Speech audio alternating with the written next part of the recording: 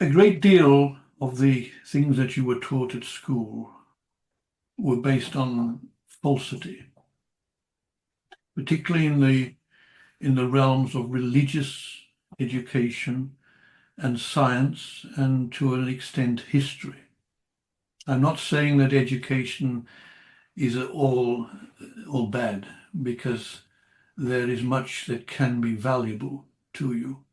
And I'm sure you find specimens are a testament to that. But of course, when you awaken or begin to realize that much of history has been falsified, much of science is based upon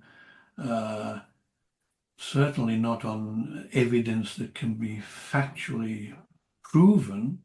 Much of it is based on speculation and theoretical thinking, particularly things such as the Big Bang, and gravity, and time and space, all of which are nothing as they are portrayed. So when you begin to wake up to these things, then you realize, yes, I've been sold a lie here generally, and that's a good thing, because then you can begin to explore other avenues of thinking. And there are some wonderful souls amongst you, some wonderful minds who have begun to disprove many of the theories and things that have been postulated as absolutely fact. You know, you hear it said, don't you? Well, everyone knows that. Well, do they? Do they really? And when you question it, you see that it's not anything like it has been portrayed to be. So that's the one thing. Which will fall first, government or religion? It's difficult to say. I think religion is very, very powerful. But of course, in one sense, those who are manipulating events want religions to come together on a warlike footing so that one can annihilate another, and to the point where another false religion, a savior God, can be introduced to humanity. And that, of course, also will be a lie. So you find when one religion falls, another one often arises. The same is true of governments. When one government falls, another one steps in to pick up the baton, and you're finding you're getting the same narrative, aren't you? You're getting the same outcome, even though they are apparently opposites, and you live in a democracy. And of course, where you have dictators, you have a dictator who is overthrown and another one takes his place.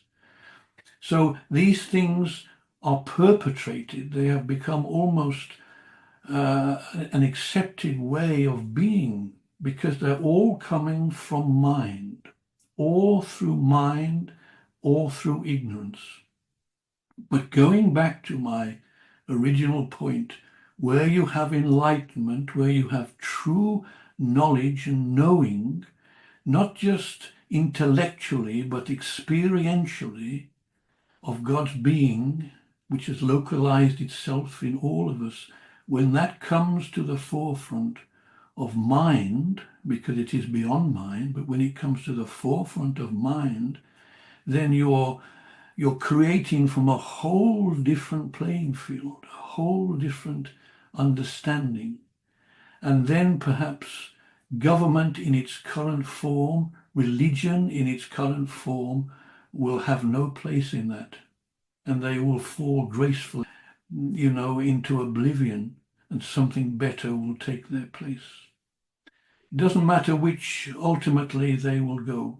They have to, because otherwise you're going to stop into this perpetual cycle.